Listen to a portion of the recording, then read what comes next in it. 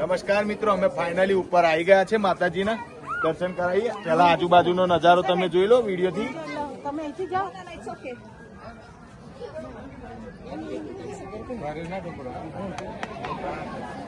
ચાલો હવે અંદરથી માતાજીના દર્શન કરાવીએ. આવો.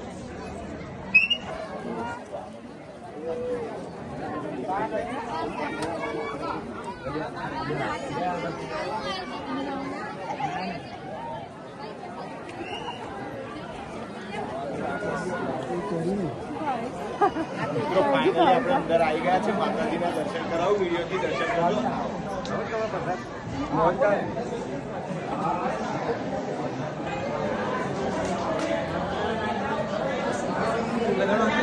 થોડી ગીરદી હોવાથી માતાજીના દર્શન તમને થોડા દૂરથી કરાવું. માતાજીના દર્શન કરજો, ફોકસ કરજો, ઝૂમ કરજો. આ નીચે લાવી.